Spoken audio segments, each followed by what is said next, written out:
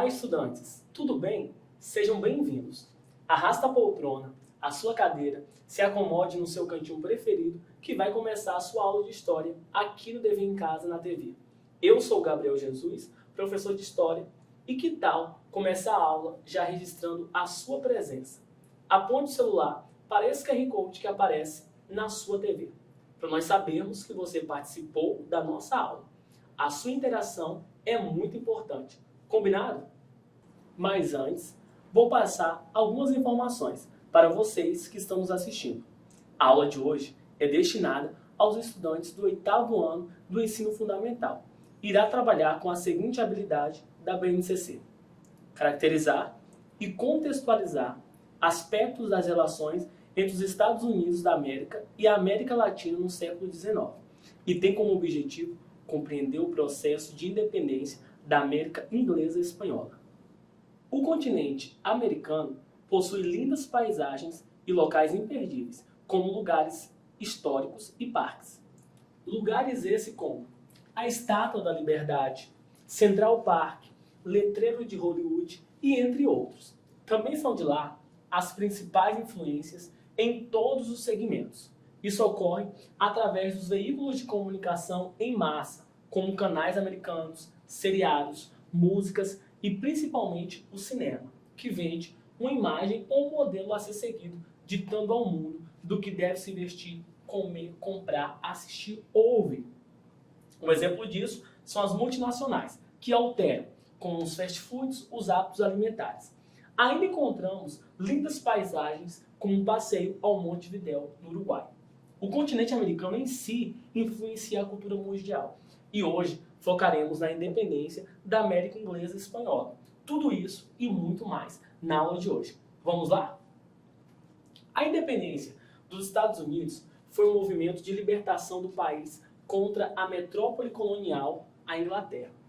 Os conflitos iniciaram em 1774 e se estenderam até 1776, quando começou oficialmente uma guerra entre a Inglaterra e Estados Unidos, vencida pelos norte-americanos em 1783.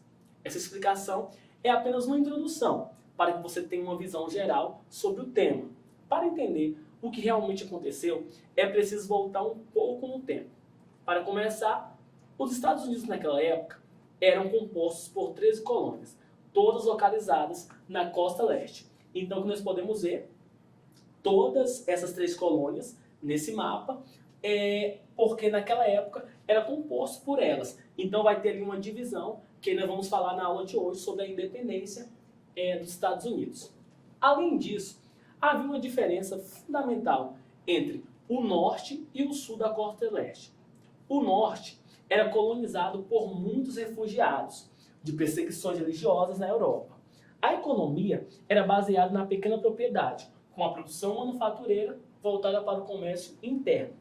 Já o sul era colonizado a partir do modelo de produção agrícola em latifúndios, monocultura, baseado na mão de obra de escravo, com produção voltada para o mercado externo à Inglaterra.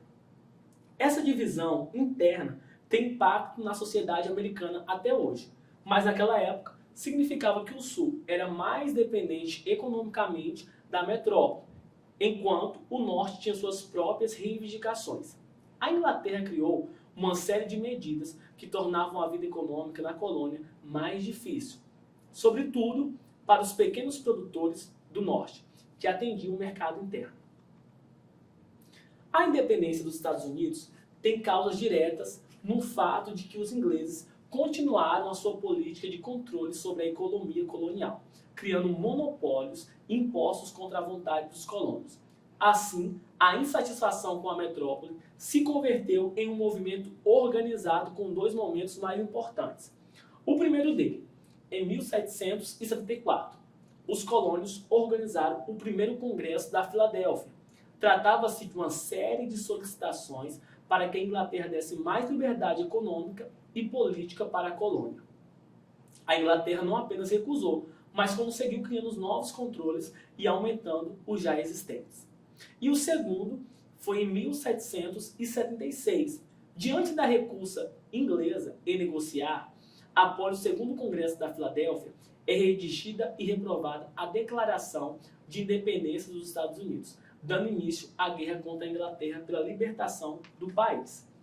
Podemos dizer que as principais causas da independência foram o desejo por maior liberdade econômica e política das 13 colônias e a recusa da metrópole em negociar seguindo uma política de controle rígido. Então, nós podemos perceber nessa imagem os colonos organizando o primeiro Congresso de Filadélfia, que foi um ato muito importante.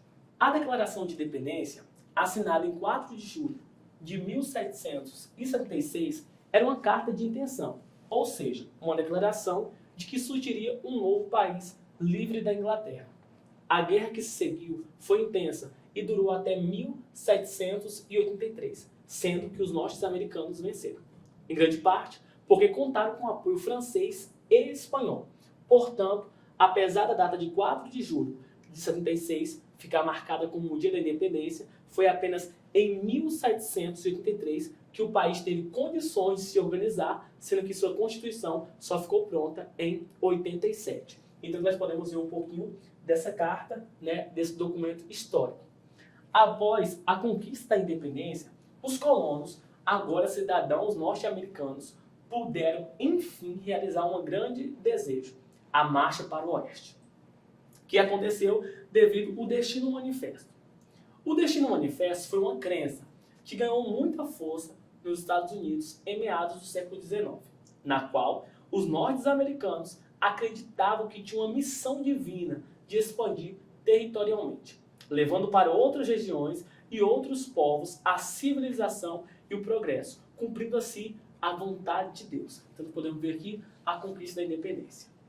Logo após a independência dos Estados Unidos, os franceses negociaram com os americanos em 1803 a venda de Louisiana, por necessitarem de dinheiro para financiar as guerras napoleônicas na Europa. Após a aquisição dessa nova terra, os americanos decidiram comprar a Flórida, ampliando o espaço territorial das 13 colônias. O Alasca foi negociado com os russos em 1867. As guerras europeias fizeram com que o país do velho continente negociam com os Estados Unidos a venda de terras no intuito de adquirir recursos financeiros para investir em armas e combater seus inimigos.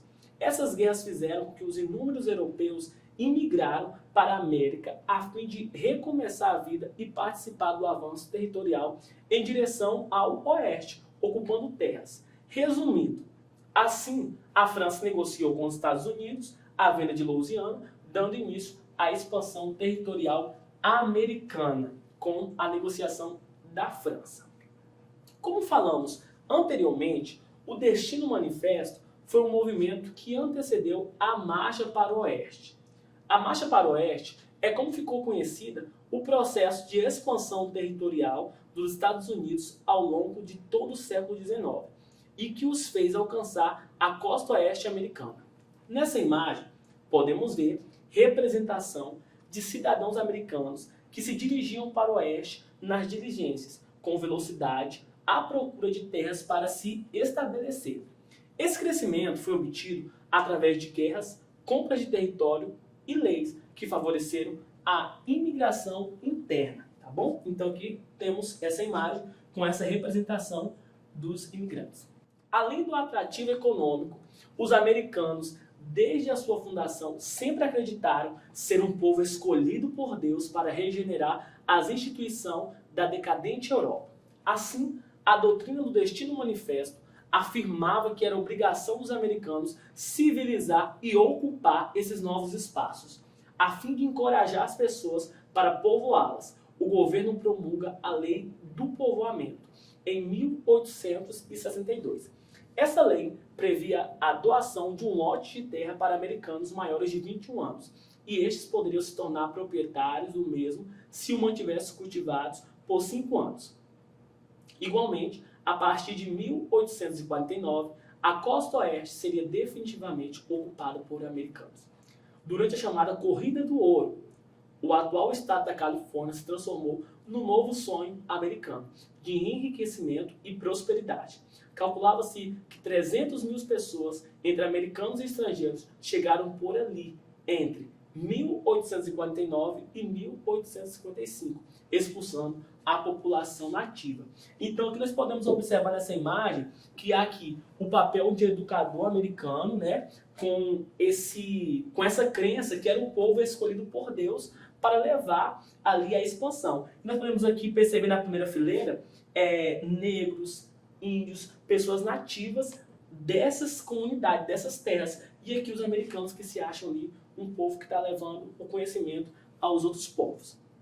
Podemos classificar as terras ocupadas pelos americanos e estrangeiros como o Velho Oeste.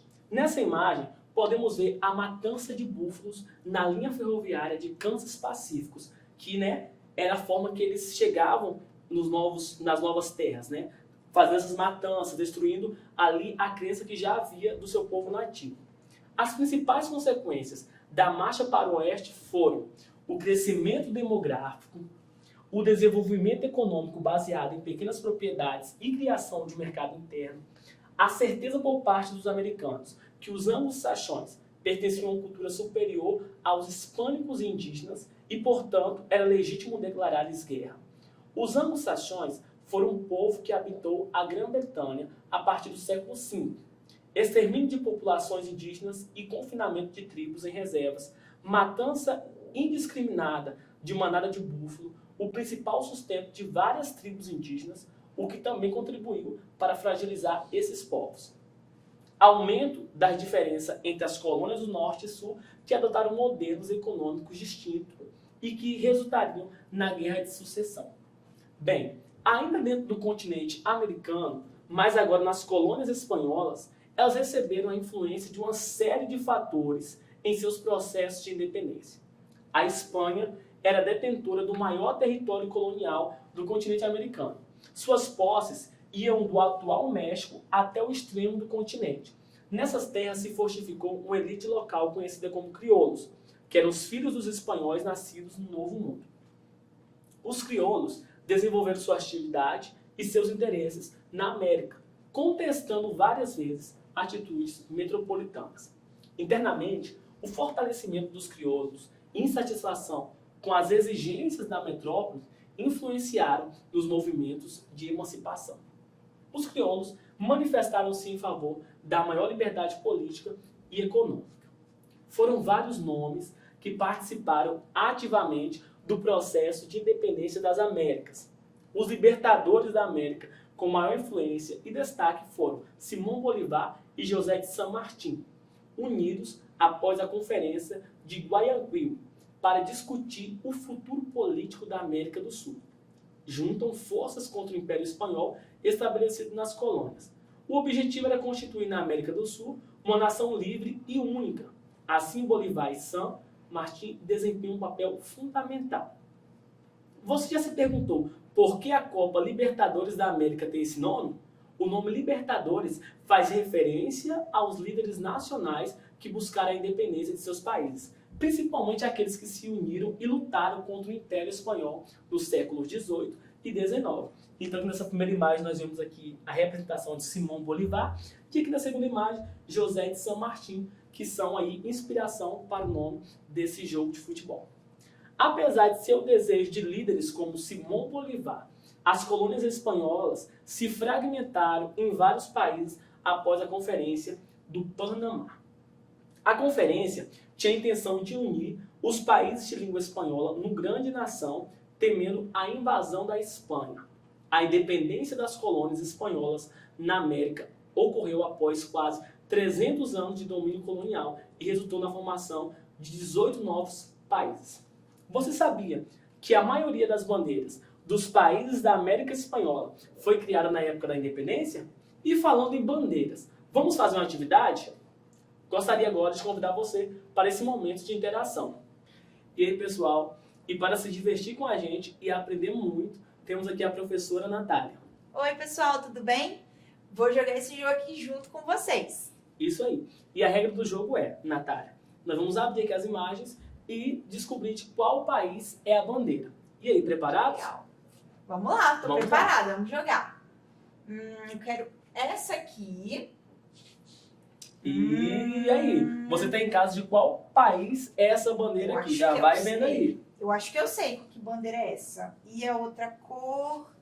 Quero essa aqui. Acertei! Acertou. E essa bandeira é de qual país? Do Canadá. Eu acho Isso que eu aí, do acertei. Canadá. Vamos lá para mais uma? Vamos lá. Essa aqui... essa aqui eu não sei se eu sei não, hein? E essa aqui. Ih, errei. Errou. Vamos de novo, a segunda tentativa. Pode tirar mais uma. Vou escolher outra, então. Essa. Essa todo mundo tem que saber, viu? E essa? Eu tô ruim. Então, vimos aqui como se joga esse jogo. Eu vou dar a última tentativa para ver se a gente acerta aqui. Vamos lá? Eu vou escolher agora essa imagem aqui. Essa é fácil Interessante. também. Eu acho que essa aí vai ser aqui. Errei. Vamos para mais uma tentativa? Vamos lá? Vou escolher essa aqui, ó, do lado da Natália. Que é o que eu escolhi, que eu não achei. Vamos ver se ela casa com essa. Erramos. Errado. Mas você pode continuar aí da sua casa, aprendendo muito e descobrindo, né, sobre a independência da América. Muito obrigado, Natália. Eu que agradeço pela participação. Igualmente. Pessoal, a nossa aula está chegando ao fim. Mas antes, vamos lembrar o que aprendemos hoje. Na aula de hoje, aprendemos sobre o contexto histórico e os conflitos entre a Inglaterra e Estados Unidos. Conhecemos também sobre o processo de independência das 13 colônias. Vimos o processo de ocupação europeia no continente africano e asiático. Conhecemos as causas positivas e negativas relacionadas ao desejo de independência. Conhecemos o período do Destino Manifesto e a marcha para o oeste. Por fim, refletimos sobre a independência espanhola e os libertadores da América. Não esqueçam de registrar sua presença nessa aula. Combinado? Agora é com você. Compartilhe tudo que você aprendeu nessa aula com a sua família e amigos. Lembra que no início da aula citamos a influência dos Estados Unidos ao redor do mundo? Baseado no que você aprendeu, envie um resumo de no máximo 5 linhas, falando de pelo menos uma influência dos Estados Unidos no seu cotidiano. E compartilhe através do QR Code, que é o nosso WhatsApp, 996610143. Contamos com a sua participação. Eu espero que você tenha gostado da nossa aula. Siga as redes sociais, @TV em Casa na TV, e acesse o nosso site, tvdeverimcasa.com.br. Lá você confere toda a nossa programação, além de poder ver e rever as aulas exibidas aqui no canal. E lembre-se, mesmo distante, estamos juntos. Até a próxima!